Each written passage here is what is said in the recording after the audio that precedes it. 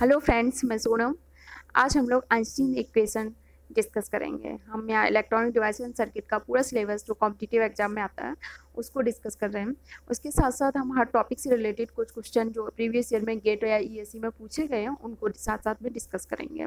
तो आइए स्टार्ट करते हैं अपना टॉपिक। और अगर आपको मेरी मेहनत पसंद आती है तो हमारे वीडियो को लाइक ज़रूर करें और अपने दोस्तों को, अपने रिलेटिव्स को, सबको शेयर करें। और अगर आपने अभी तक हमारा चैनल सब्सक्राइब नहीं किया है या आप पहली बार देख रहे हैं तो हमारे चैनल को ज़रूर सब्सक्राइब करके बेल आइकन को प्रेस कर दें, जिससे मेरा जब भी कोई नया वीडियो आएगा तो आपके पास नोटिफिकेशन पहुंच जाएगा। तो आइए स्टार्ट करते हैं। आइंस्टीन इक्वेशन, जो ये इक्वेशन है वो है, ये डिफ्यूजन कांस्टेंट और मोबिलिटी में हमें रिलेशन देती है। ठीक, डिफ्यूजन कांस्टेंट, मोबिलिटी और इवन टेम्परेचर के बीच में भी रिलेशन बताती है। वोल्ट इक्विवेलेंट ऑफ टेम्परेचर के बारे में रिलेशन बताती है। तो डिस्कस करते हैं। यहाँ पे हमने लिखा है, मैंने ऐसी, ये आप लोग समझ आइए और आप लोग पूरा ही लिखिए। अगर कहीं लिखना भी पड़ता है तो सेमीकंडक्टर, ठीक है, अगर सेमीकंडक्टर कोई सेमीकंडक्टर में होगा dN/μ, यानी कि डिफ्यूजन से जो मोबाइलिटी का रेशियो होता है वो थर्मल इक्विवेलेंट ऑफ वोल्टेज के बराबर होता है, VT। और VT की वैल्यू क्या होती है वैसे, K/T/Q। यहाँ पे K क्या होता है, Boltzmann constant, T temperature, Q charge होता है। तो जो K वायर, ठीक है, इसकी अगर बोल्ट्जमैन कांस्टेंट की हम इसमें वैल्यू रख दें, रूम टेम्परेचर की बात करें 300 केल्विन की रखते हैं, ठीक है, चार्ज की वैल्यू रखते हैं जो, अब इसमें बोल्ट्जमैन कांस्टेंट और चार्ज की वैल्यू तो फिक्स है। टेम्परेचर, अगर रूम टेम्परेचर की बात करें तो 300 केल्विन भी फिक्स है। अगर हम इसको पूरे को सॉल्व करते हैं तो हमारा जो, अगर हम बिना टेम्परेचर की वैल्यू को रख के सॉल्व करते हैं, यानी कि हम केवल जो बोल्ट्जमैन कांस्टेंट भी हमारा फिक्स रहता है, ठीक, और चार्ज की वैल्यू भी फिक्स रहती है, उनकी वैल्यू हम रखते हैं तो हमारा ये इक्विवेलेंट आ जाता है VT किसके, T/11600। ठीक, तो इसे हम इसलिए T/11600 भी लिख लेते हैं क्योंकि इससे हमें कैलकुलेशन अननेसेसरी, वो बोल्ट्जमैन कांस्टेंट वो सब रख के अननेसेसरी कैलकुलेशन नहीं करनी पड़ती है। डायरेक्ट हम ये इक्वेशन रखते हैं और हमारा क्वेश्चन सॉल्व हो जाता है। तो डिफ्यूजन कांस्टेंट टू मोबाइलिटी जो रेशियो होता है वो किसके equivalent, volt equivalent of temperature, या तो हम VT लिख दें। अब जो VT की वैल्यू होगी वो क्या होती है, 26 मिली वोल्ट, यानी कि रूम टेम्परेचर पर। ठीक है, अगर यहाँ पे आप T की वैल्यू यहाँ पर रख दो 300 केल्विन, ठीक है, और इसको सॉल्व करोगे तो आपका जो आंसर निकलेगा वो निकलेगा 26, यानी कि जो वोल्ट की वैल्यू निकलेगी, वोल्ट इक्विवेलेंट ऑफ टेम्परेचर निकलेगा, वो क्या निकलेगा, 26 मिली वोल्ट। किस पे, रूम टेम्परेचर की बात कर रहे हैं, 300 केल्विन पे। और यहाँ पर ये जो DN है हमने बताया था, N का मतलब है डी डिफ्यूजन कांस्टेंट है, ठीक है। जो डिफ्यूजन कांस्टेंट है इसे, ये एक्चुअली मटेरियल कांस्टेंट होता है, जो प्रॉपर्टी होती है डिफ्यूजन उसका। इससे नेक्स्ट वीडियो हम डिफ्यूजन डिस्कस करेंगे तो उसमें आपको और क्लियर समझ में आएगा। ड्रिफ्ट करंट, डिफ्यूजन करंट, इससे नेक्स्ट वीडियो में ही डिस्कस करेंगे, वहाँ से आप और समझ जाए। अभी आप समझिए, DN अगर लिखा हुआ है, N का मतलब है डिफ्यूजन कांस्टेंट फॉर इलेक्ट्रॉन, ठीक। अगर DP लिखा हुआ है सफिक्स में, इसका मतलब है डिफ्यूजन कांस्टेंट फॉर होल। अगर μN है, ये हमने लास्ट वीडियो में भी बताया था, μN है क्या होगी, मोबाइलिटी फॉर इलेक्ट्रॉन, μP के मोबिलिटी फॉर होल। तो ये जो हमारा आइंस्टीन इक्वेशन है, एक्चुअली जो आइंस्टीन इक्वेशन है ये आइंस्टीन के द्वारा नहीं दी गई थी, लेकिन इनके ऑनर में इस इक्वेशन को नाम दिया गया था आइंस्टीन इक्वेशन। तो D/, ये आइंस्टीन इक्वेशन कहती है D/μ होता है वो किसके बराबर होता है, VT। या DP अगर होल है तो DP/μP किसके बराबर होगा, VT, यानी कि थर्मल इक्विवेलेंट ऑफ वोल्ट है, जो थर्मल इक्विवेलेंट ऑफ टेम्परेचर, ठीक है, वोल्ट इक्विवेलेंट ऑफ टेम्परेचर, ठीक। और इसे हम T/11600 भी लिख सकते हैं। अब अगर इस इक्वेशन को हमने यहाँ पर रिवर्स करके इसलिए लिखा है क्योंकि एग्जाम में कई बार ऐसा हुआ है, गेट में इस तरह से क्वेश्चन पूछ लिया गया है, D/μ है, सबको पता होता है, लेकिन बच्चे ये नहीं दिमाग लगाते कि D/μ है, अब μ/T पूछा गया, यानी कि डिफ्यूजन टू मोबाइलिटी रेशियो क्या है, वोल्ट के इक्विवेलेंट या टेम्परेचर के डायरेक्टली प्रोपोर्शनल है। तो इसका जो जस्ट रिवर्स करेंगे तो मोबाइलिटी अपॉन डिफ्यूजन क्या हो जाएगा, वोल्ट के इन्वर्स और टेम्परेचर के इन्वर्सली प्रोपोर्शनल, ठीक। तो अब ये रिलेशन और आगे यहाँ देखते हैं।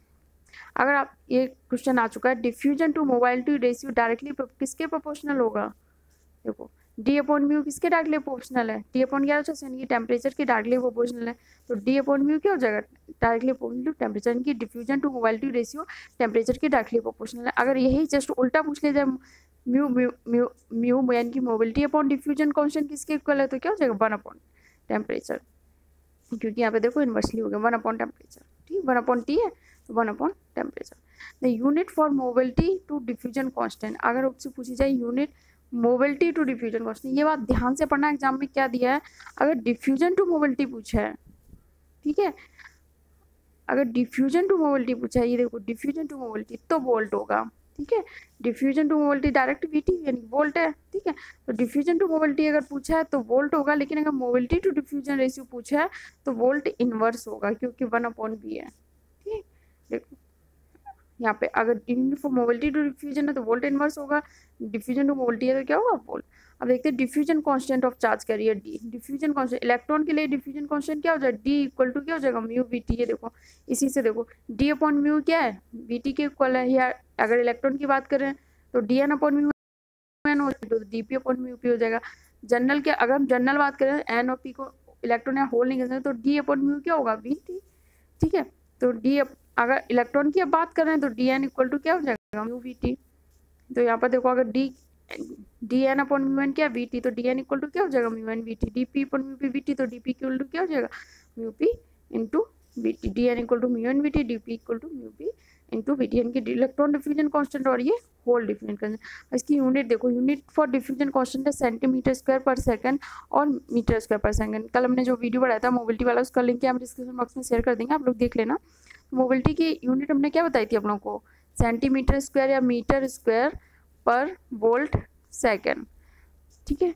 अब इसमें वोल्ट क्या मल्टीप्लाई भी हुआ है, तो मल्टीप्लाई बाई क्या हो गया, volt, mobility in multiply by thermal voltage यानी कि वी टी, तो वोल्ट कैंसिल हो जाएंगे, तो क्या होती है सेंटीमीटर स्क्वायर पर सेकेंड, तो ये लिखा है सेंटीमीटर पर स्क्वायर सेकेंड या मीटर पर सेकेंड, जिसमें भी दिया है। जो डिफ्यूजन कांस्टेंट होता है मटेरियल का, किससे रिलेटेड है, प्रॉपर्टी डिफ्यूजन से, ये हम बता चुके हैं। डिफ्यूजन डी इक्वल टू हमने क्या बताया, डी इक्वल टू क्या हो रहा है, mu V T thermal voltage. अब अगर हम ये लिखा है हमारा diffusion constant charge carrier always decrease with temperature, अगर टेम्परेचर को बढ़ाते हैं तो हमारा जो डिफ्यूजन कांस्टेंट है वो हम क्या होगा, डिक्रीज करेगा। वी टी किसके बराबर, टी अपॉन 11,600, ठीक है। अगर टेम्परेचर को बढ़ाएंगे तो हमारा जो डिफ्यूजन कांस्टेंट होगा वो हमेशा क्या करता है, डिक्रीज करता है टेम्परेचर के साथ। अगर अब आपको से टेम्परेचर हम डिफ्यूजन जर्मेनियम के लिए निकालना है आपको कि डिफ्यूजन कांस्टेंट निकालो डी एन, ठीक, रूम टेम्परेचर पे यानी कि 300 केल्विन पे, हमें तो अपना diffusion constant D equal to क्या बताया, म्यू वी टी।